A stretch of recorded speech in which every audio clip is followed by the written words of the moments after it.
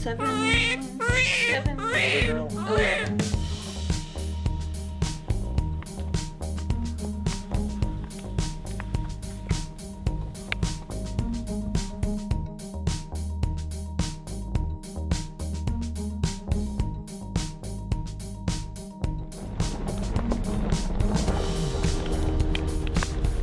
Who got a birthday buddy? I figured he was never going to grow as much as he did last night. Now you're so big? Yeah, buddy. You like that baby? Hey, Bugger, where did the baby come from? Where was the baby? That's right. Look at him. That's where it was, yeah. And the baby came out. Wise little guy. Here it is. Mom had to do hard work, but she got her done.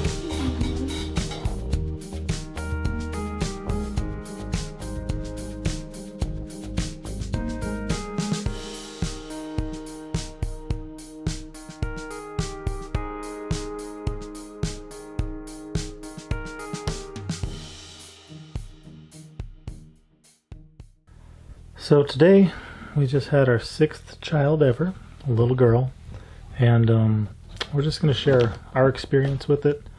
We know that some people, struggle getting pregnant. We know some people can't have babies. Some people have miscarriages, other things. This has been our 6th natural drug-free birth, our 2nd one outside of the hospital. So we're just going to share a bit of our story with it today. And interestingly enough, this child, our 6th, was actually born on the same exact day as our 1st. So it's our first 9-year-old birthday, a 9-year birthday today. And for her birthday, she got a birthday buddy. So with our first baby, we started doing a little bit of research. We got into watching some documentaries by Ricky Lake and a friend of hers as well. I can't remember her name, but we looked into doing home births, but I wasn't able to have a home birth at that point because I was considered high risk since my cervix was a short cervix at the time, and so we weren't able to do the home birth with the first one. So we had a good hospital birth. It was quick and very smooth, no complications, so that was good. Yeah, if you haven't checked out The Business of Being Born, we would highly recommend it. If you've had children, if you haven't, just check it out. Worthwhile. It's a documentary by Ricky Lake. And then even though we went to the hospital with our first one, there were a couple of goals you had, such as drug-free and vaginal, as far as the birth. Why did we aim for that? Well, I think that the other options for me seemed a little scary, so just doing things naturally and the way God designed it to be seemed a little bit more, I guess, pleasant or appropriate.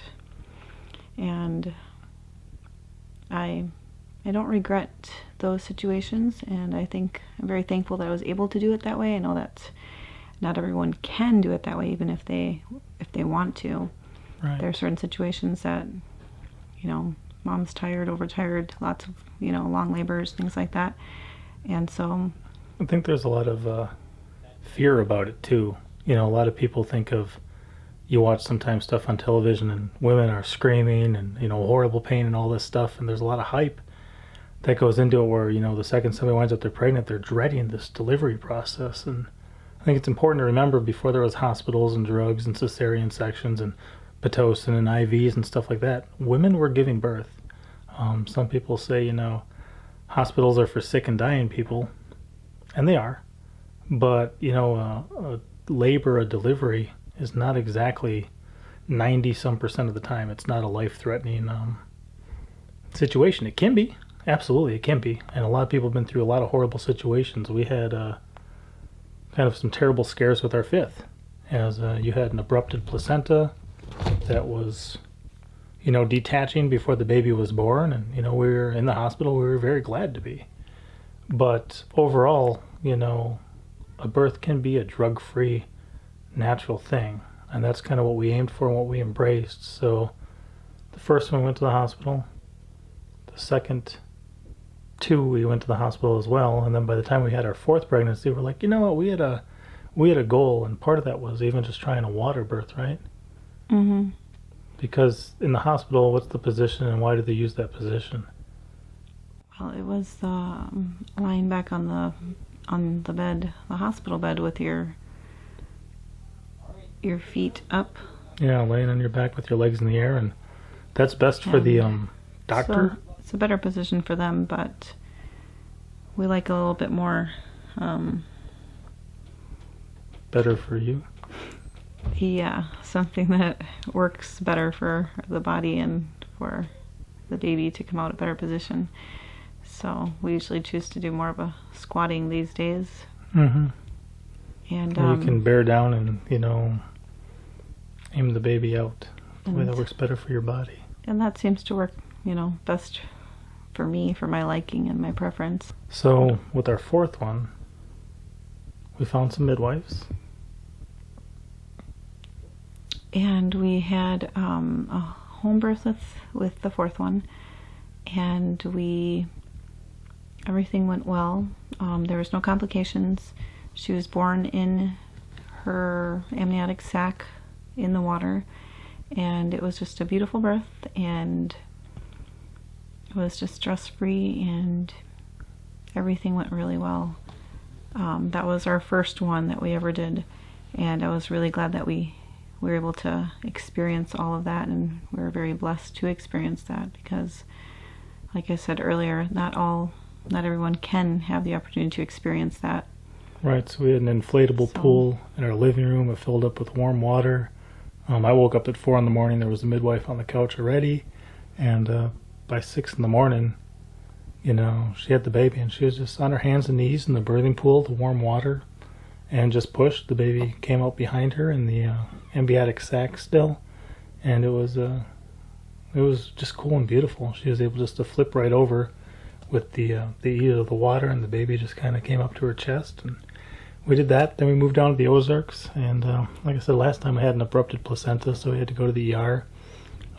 We still actually waited till everyone left the room, and she pushed from a standing position, and I caught the baby, and we did that. And then this one, too, will show a little bit of the footage of her actually in labor, in between the contractions, but also during. And a couple things she's always told me to encourage her with is that this is going to be over soon. There's one way out of that type of situation, is to just to have the child, and that she can do this. We live in a fallen, cursed earth. Complications happen. Situations aren't always the best. You can have small women with big babies, other things, cords wrapped around things, but ultimately, her body was designed to birth children. And the more she just kind of embraces that and knows that she can, very peaceful, I'd say gentle, tranquil almost, kind of labors and deliveries, wouldn't you say? Mm-hmm. I think this time I had this thought in mind of the birth being cool, calm, and collective, and I think it was all those things, and I had to, of course, I prayed about it, and tried to have a positive thought process on it, and I was getting a little bit excited as well, waiting to see when the baby was going to be born, and I just felt like I was ready, and I needed those contractions to kick in so that the baby could be born. And I felt like we needed to exercise a lot of patience this time around with just contractions not being very consistent at times, and then they were, right, and they weren't as strong. Spacing and frequency and intensity, and by the time she got fully dilated, because you were 3 centimeters dilated like a week ago. Her body had done some warm-up contractions, prepping for things. We knew when things did happen, it was going to be for real, but she got fully dilated, and the contractions kind of fizzled out. And she's like, I'm getting these mild, weak ones, but we were ready to go, and it was what she had to work with. So contractions can vary, and you don't always feel the urge to push. You've had some where you definitely did, mm-hmm. and then some where you just knew it was time, and you had to go for it despite, the lack of the real urge of your body to push. Yeah. And yeah, I felt like before this, I felt like I was a little bit afraid and scared and afraid of the pain, but as we waited and continued to wait for the baby, and I prayed about it and, asked God to give me that peace and that strength to be able to, focus and to be able to do what I had to do, give birth to this baby. I feel like He strengthened me and He gave me that positive outlook that I needed. And it can be a terrifying situation. I don't know if I'm gaining a child, losing a wife.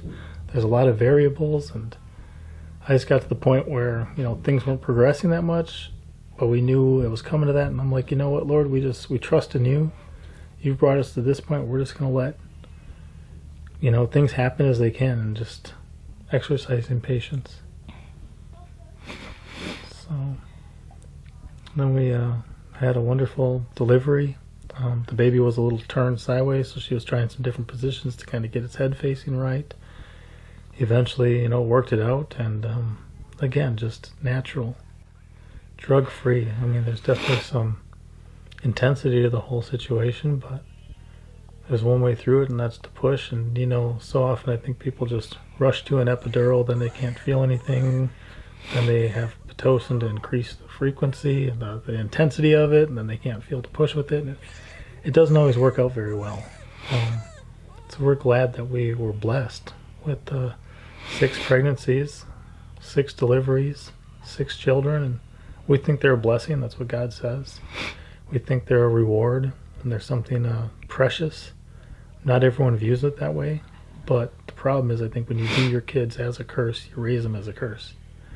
Are they going to cramp your freedom and your, finances and other things? Well, for us, our life is who we are in Him, who we are to each other, and who we are to our family. So if God's going to bless us with another child, that's just adding to our identity. That's fulfilling what He's called us to do. And it's been an interesting journey. It hasn't been easy, but we're so blessed to be where we are today and what we're doing today. So she's definitely embraced, God's call in her life and her call in this family, and we definitely appreciate it. And then it was so cool to see too, because our youngest son is almost 2, and when we got home, he was just so excited to see her. And normally he's mama's little boy, but we took the baby out of the room, and he came running out there, saw mom, but kind of ran right past mom, and he just wanted to sit there next to this little child and touch her and see her and embrace her. And he understood where the child came from too. He'd touch mom's belly and say, yeah, that's where she used to live, and see where she is now. So for anyone expecting children, contemplating being pregnant one day, I mean, what would be your words of encouragement? I guess you can do it. Trust in God's strength, and trust that He made your body to do what it was made to do, and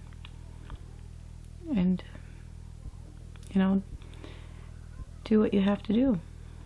I think it's a big thing in life. It's one of the most difficult things you'll ever do, one of those life-changing situations, but have a clue ahead of time. Do some research, check out the business of being born, do some other things, learn about it a bit, and have a game plan, but be open to your game plan completely changing. We had a game plan our first time that we had to reevaluate. Mm-hmm. We had a game plan our 5th time that we definitely changed, and but we've been successful through it all, and we've avoided certain things. And even this time, there was no tearing, no stitches needed, none of that. It happened so quickly when it actually happened. The midwives didn't even use oil or anything. Sometimes they help by adding a lubricant and stuff, but mm-hmm. It worked out. So yeah, so I would say not every birth is going to look the same, of course, and not every birth is going to look like our birth or or be a home birth. But whatever birth it is that you do have, that you would just be what's the word? Confident? Yeah, just confident in your decisions, and know that whatever happens. I don't know. It's, I guess, just make it your own and who you are, and then everything doesn't have to look the same way. Right. Just There's embrace a lot of, the experience. And I think there's a lot of good resources out there, both with educating yourself, but also from hospitals and surgeons and doctors and doulas and midwives, and those are all different resources we have. And we may want to go with the midwife and wind up at the hospital. We may want to go to the hospital and wind up at a gas station parking lot. I mean, that happens to people. So be ready to readjust. And again, we're not offering medical advice or telling you guys what to do. We're just sharing our story and how it's worked out for us. But this is not a entirely large woman either, but she's had some almost 9-pound babies, and everyone's went rather well by the end of it. There's definitely been nerve-wracking times that have been scary, but praise God, we made it through every one of them, and now we've got a precious new member to our family. So yeah, it's been really, really cool just this time around as well. Going from that point of being fearful to having this confidence in me that I didn't realize that I could have, and because I was pretty scared, and so the thought that came to me was, I can't remember exactly the words that I thought, but it was like, all right, contractions, bring it on. Whatever you got, I'm ready for you. You do your part, I'll do mine. We'll get this done. I got to those thoughts in my mind where I was like, whatever you got, just bring it, I'm ready. And ready for you. One thing I would offer up too is that, contraction is not your enemy. It's not just there to hurt you on your way to having a child. It's warming up your body and preparing your body, strengthening, your uterine muscles or whatever is going on there, helping your cervix to efface and to dilate and those things too. And then when you're able to push with them, it's a tool provided to you to get the job done. So embrace the experience, use it as that. We try not to really waste anything here and look at everything as a resource, but part of that is, in this process, there's a reason you're having contractions. Yeah. And they're provided. That's what I was thinking as I was going through the contractions this time around. I was like, all right, here comes another one. All right, I got to work with this one right here. It's hurtful, but this is what's going to get the job done, so it's time to work. And there was times we were wishing for another contraction and a good, hard, strong one, and we weren't always getting them either. So. Yeah, some of these contractions I had this time around were kind of light or mild kind of contractions, and it was time, and you wanted more. We needed some strength, some more power there, but so it was good. So, and for those of you who don't know or haven't followed us yet or subscribed to our channel, we're a family who moved 750 miles away from Wisconsin out to the Ozarks just to live a simple, more self-sustainable life, to raise our kids, naturally and organically out in the wild, and to drop the cost of living to increase the quality of life where we can be together and interact together throughout the day.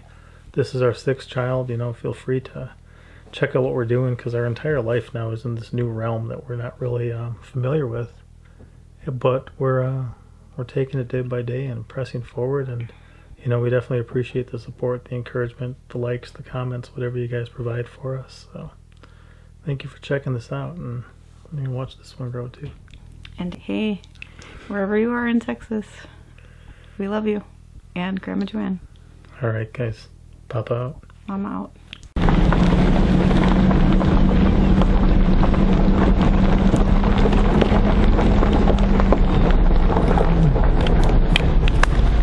Who got a birthday buddy? 9 years later. We'll pull up and you guys can peek, okay? Okay. So, do not open till birth. What do we figure it was? That we've checked. Oh, now that we've checked. Yeah. It's A girl. And this is from the ultrasound technician.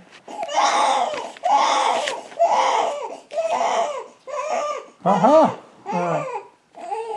girl. So, that one, they got it right that time. Girl. All right. And that was in November. Cool. Correct. He said yeah. Bugger, what do you got? You got baby sister? Normally he's all about mama, but the second he came, where he saw her, he came running after her. Yeah. Yeah, came from there. Yeah. What do you kids think? She's so cute. She's so cute. Yeah. We haven't got one we haven't liked yet. I was thinking, can you imagine something sweeter than you? Cuter and tinier. What do you think, Bugger? Nice and soft, yeah. Kids, we almost came back home with no baby. Huh? How? Well, when we went, we walked around Walmart for like an hour, and the contractions started to just be further apart. And I said, all right, Dad, I guess we better go back home. Well, guess nothing's going on today. And then I let Mrs. Candace Clark know, and she said, well, if you want, you can just come stay at my house. And so I said, well, okay. So we went to her house, and not too long after, the contractions picked up, and it was time. Yes. So What do you think, kids? we went back. So cute. So cute. What kind of eggs does she have? Does she open them? I figured he was never going to grow as much as he did last night. Now you're so big? Yeah, buddy. Do you like that baby? Hey, Bugger, where did the baby come from? Where was the baby? That's right. Look at him. That's where it was, yeah. And the baby came out. Wise little guy. Here it is. Mom had to do hard work, but she got her done. Yeah, that's right. That's right. Baby's old house. Oh, that reminds me. That was the baby's old house. But now it's in here. Now its house is over here. Daddy, we decorated the house. I see that.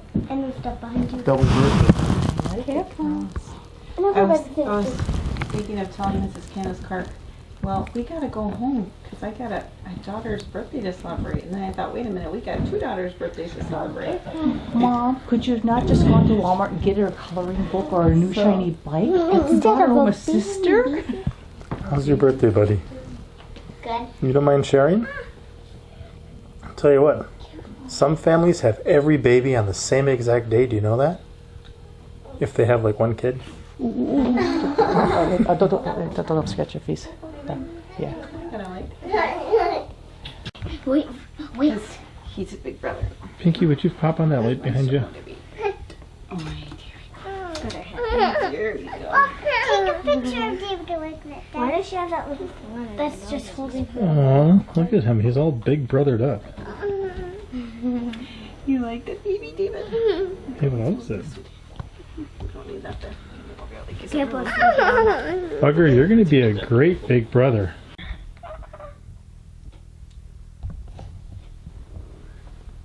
thought she was going to cry. Just for a moment. That's what I was thinking as I was going through the contractions this time around. I was like, all right, here comes another one. All right, I got to work with this one right here. You know, it's hurtful, but this is what's going to get the job done. So it's time to work. You know, going from that point of being fearful to having this confidence in me that I didn't realize that I could have, and because I was pretty scared, and so, you know, the thought that came to me was, you know, I can't remember exactly the words that I thought, but it was like, all right, contractions, bring it on. Whatever you got, I'm ready for you. You do your part, I'll do mine. We'll know, get this done. I got to those thoughts in my mind where I was like, whatever you got, you know, just bring it, I'm ready. As always, I'm Papa Pepper, and I'd like to remind you, don't post for free. If you'd like to be part of a revolution in social media, an economic power to the people, where users can actually blog for cryptocurrency, then I'd recommend that you check out steemit.com and join the revolution. Papa out.